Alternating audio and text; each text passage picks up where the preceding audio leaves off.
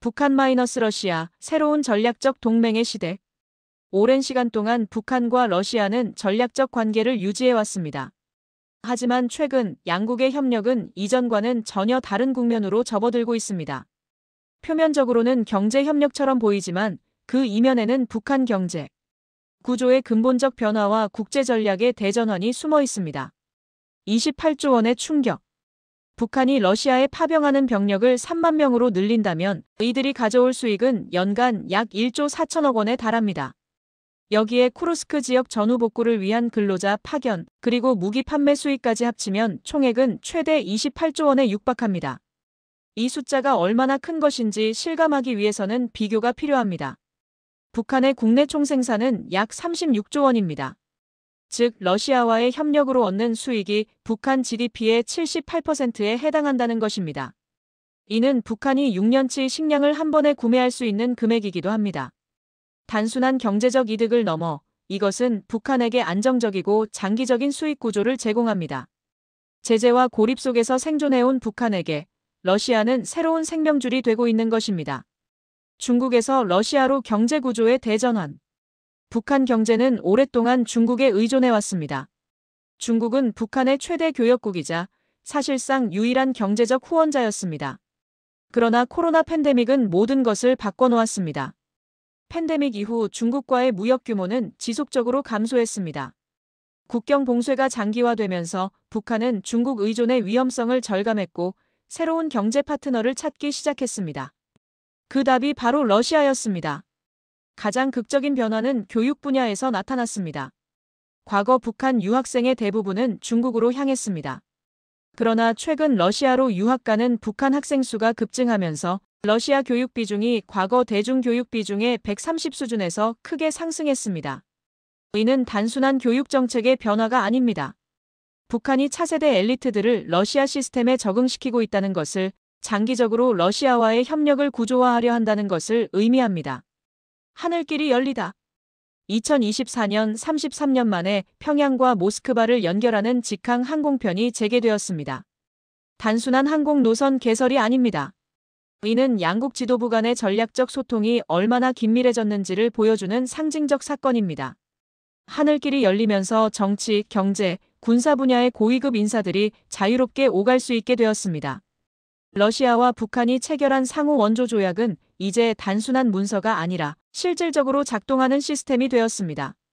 이 조약에 따라 북한은 러시아에 군사 지원을 제공하고 러시아는 북한의 경제적 보상과 기술 이전을 약속했습니다. 공식적인 틀 안에서 이루어지는 협력이기에 북한은 안정적인 수익을 보장받을 수 있고 정치적 군사적 신뢰도 동시에 쌓아갈 수 있습니다. 북한의 러시아 의존도가 높아지면서 한반도를 둘러싼 국제 정세에도 균열이 생기기 시작했습니다. 오랫동안 한반도 문제는 미국과 중국이라는 두 거대 강국의 영향력 안에서 결정되었습니다. 북한은 중국의 그늘 아래에서 제한적인 선택지만을 가졌고 미국은 중국과의 협상을 통해 북한을 관리하려 했습니다. 하지만 이제 러시아라는 새로운 변수가 등장했습니다. 러시아는 우크라이나 전쟁을 치르며 북한의 군사적 지원을 절실히 필요로 하고 북한은 이를 레버리지로 활용해 자신의 발언권을 강화하고 있습니다.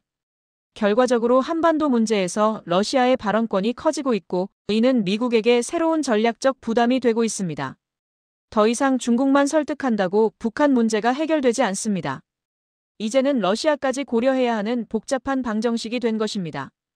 북한의 러시아 파병과 무기 수출은 4가지 중요한 전략적 의미를 담고 있습니다.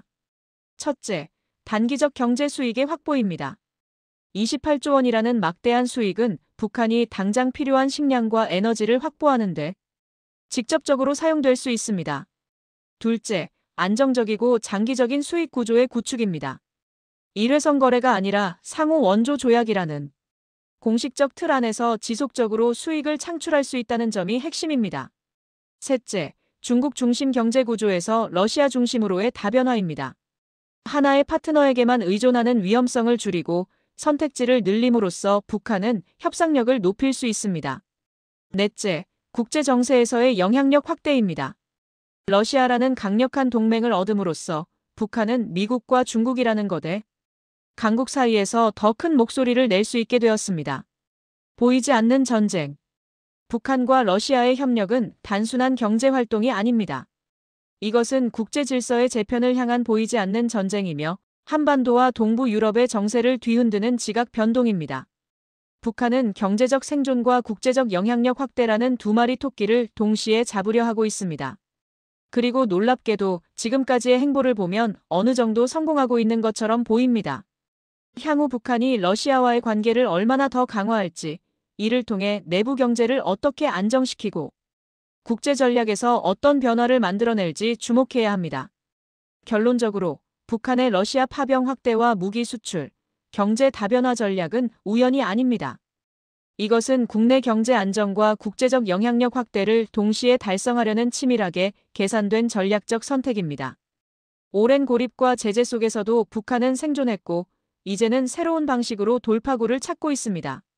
러시아라는 강력한 파트너를 얻으면서 북한은 단순한 생존을 넘어 국제 무대에서 더 큰 역할을 요구하고 있습니다. 이 변화가 한반도와 동아시아, 나아가 세계 질서에 어떤 파장을 일으킬지 우리는 지금 그 역사의 현장을 목격하고 있습니다.